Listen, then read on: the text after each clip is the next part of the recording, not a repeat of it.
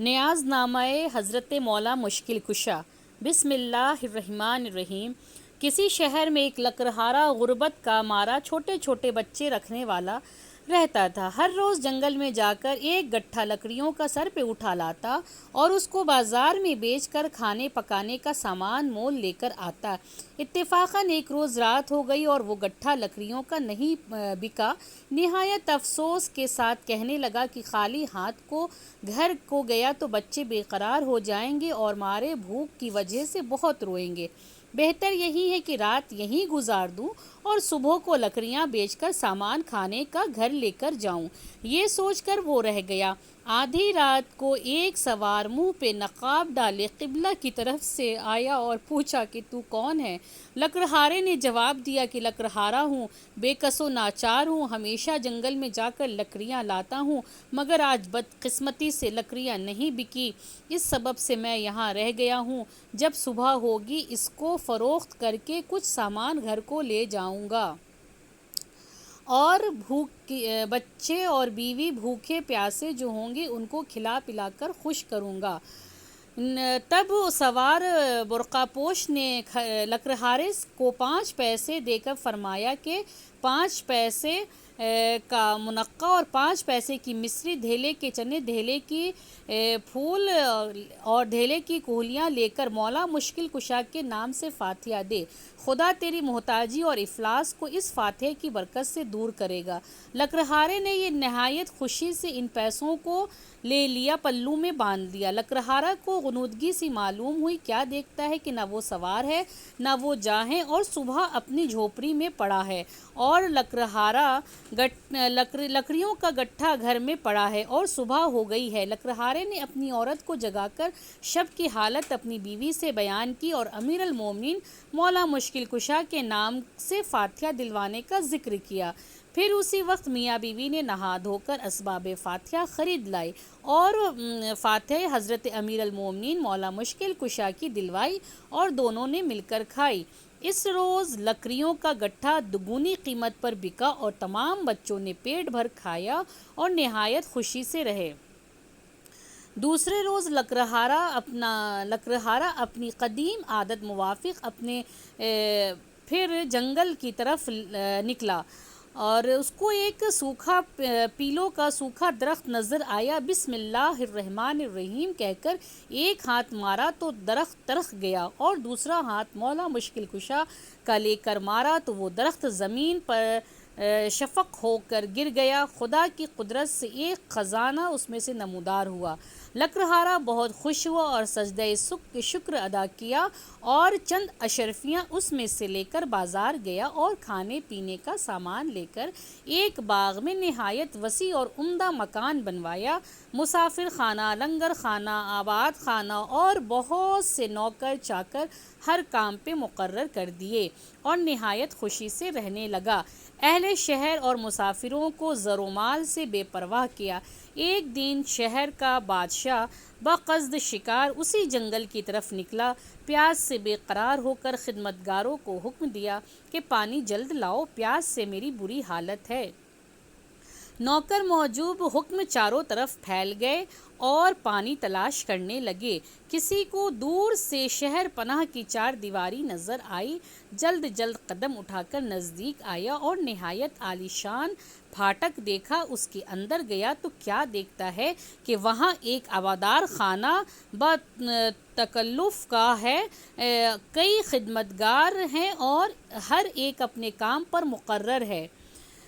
ان سے پانی مانگا، انہوں نے ایک صراحی اور ایک پیالہ اس کے حوالے کیا۔ اس کے بعد ملازم وہ صراحی بادشاہ کے پاس لے کر گیا اور پھر صراحی بادشاہ کے حوالے کر کے بادشاہ کو اس نے نہایت ہی اس نے پوچھا کہ یہ صراحی یہ حسن درند کے مسنخ میں ایسا عمدہ اور نفیس پانی کہاں سے ملا؟ عرض کیا کہ خداوند برسوں پہلے ایک لکڑہارا اسی جنگل میں لکڑیاں کاٹتا تھا اور جاں بجاں مسافر خانے اور لنگر خانے اسی نے بنوائے ہیں۔ غریب محتاج اور حاجت مندوں کو مالا مال کر دیا ہے اور اس شہر سے بہت قریب ہے وہیں سے لایا ہوں۔ بادشاہ اور بھی متحیر ہوا اور کہا کہ ہم نے یہاں بستی کا نام و نشان بھی نہ دیکھا تھا نہ سنا تھا۔ حکم دیا کہ لکڑہارے کو اہل و عیال یہاں حاضر کرو۔ امیر و وزیر مانے ہوئے اس کے لوگوں کو بلوایا، حضور کے لائق نہیں ہے، پھر کسی اور وقت اس کی طلبی ہو جائے گی۔ عرض کی اپنی دولت سرا کو واپس چلا گیا اور اپنی بیگم سے سب واردات ظاہر کی۔ بیگم نے دونوں کو بلانے کا بہت اصرار کیا، اس کی خاطر ان کی ہوئی اور لکڑہارا ماں بیوی کے حاضر ہوا۔ بادشاہ اور بیگم کی خدمت میں بہت سی اشرفیاں نذر کی۔ لکڑہارا بارہا اور اس کی بیوی بیگم کے حضور میں چلی گئی۔ ایک دن بیگم نے حمام جاتے وقت اپنا نولکھا ہار اتار کر کھوٹی پر لٹکا دیا اور لکڑہارنی کو حفاظت کے لیے تاکید کی قضا اور وہ کھوٹی ہار نگل گئی اور لکڑہارنی نے یہ کیفیت بچشم خود دیکھی۔ جب بیگم حمام سے فارغ ہوئی تو ہار طلب کیا، وہ حیرت زدہ رہ گئی اور کوئی جواب نہ دیا۔ بیگم اور بادشاہ نے خفا ہو کر دونوں کو قید خانے میں بھجوا دیا۔ سال کامل اسی قید خانے میں دونوں نے گزارا۔ ایک رات وہی سوار خواب میں آئے اور کہا کہ فاتح جناب امیر المومنین کے نام سے دلواتا تھا یا نہیں؟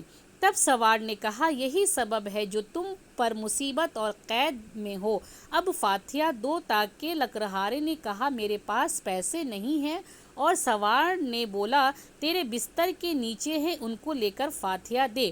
تب لکڑہارے نے بیدار ہو کر وہ پیسے اٹھا لیے اور دونوں نے ہاتھ پیر کی بیڑیاں کھلی پائی۔ دونوں مرد زن و شوہر درود پڑھنے لگے، نہا دھو کر اسباب فاتحہ منگانے کی فکر میں تھے۔ ایک عورت نظر آئی، اس سے کہا کہ امیر المومنین مولا مشکل کشا کی فاتحہ کا سامان ہمیں خرید کر لا دے۔ اس نے جواب دیا، آج میرے بیٹے کا شب گشت ہے اور مجھے بہت کام ہے، میں نہیں جا سکتی۔ یہ کہہ کر چلی گئی۔ اس کے بعد ایک اور بڑھیا آئی جس کا لڑکا مر گیا تھا، اس کی تدفین و تدفین کا سامان لینے روتی پیٹتی جا رہی تھی۔ اس کو دیکھ کر پکارا اور سامان فاتحہ لانے کو کہا۔ جب بڑھیا نے مولا مشکل کشا کا نام سنا تو اس نے اپنے ضروری کام کا خیال نہ کیا اور اسی وقت نہا دھو کر اسباب فاتحہ کا لا دیا۔ لکڑہارا اور لکڑہارنی نے فاتحہ دے کر خود بھی کھایا اور اس بڑھیا کو بھی دیا۔ اسی چیز کو بڑھیا نے کھایا اور باقی کو گھر لے آئی۔ اس کا مرا ہوا بیٹا زندہ ہو گیا اور جو عورت فاتحہ کا سامان نہیں لائی تھی، اس کا زندہ بیٹا جس کی شادی ہو رہی تھی مر گیا۔ غرض اسی بڑھیا نے اس کی زندگی کا سبب پوچھا تو بڑھیا بولی کہ لکڑہارنے کو مولا مشکل کشا علی کے فاتحہ کا سامان لا کر دیا اور مولا کے نام سنتے ہی کسی طرح کا اجر و ہلا نہ کیا، شاید اسی کی برکت سے میرا بیٹا مڑا ہوا زندہ ہو گیا۔ تب وہ بھی سمجھ گئی اور نہایت افسوس سے کہنے لگی کہ میں نے حضرت امیر المومنین مولا مشکل کشا کی نذر کا سامان فلاں کو لا کر نہ دیا، اس کی وجہ سے میرا زندہ بیٹا مر گیا، شادی کا گھر ماتم کدا بن گیا۔ وہ عورت اس بیجا حرکت سے نادم ہوئی اور آہوزاری کی اور توبہ کی اور صدق دل سے نیت کر کے کہ اگر میرا بیٹا زندہ ہو گیا تو میں بھی آپ کی فاتحہ دلاؤں گی۔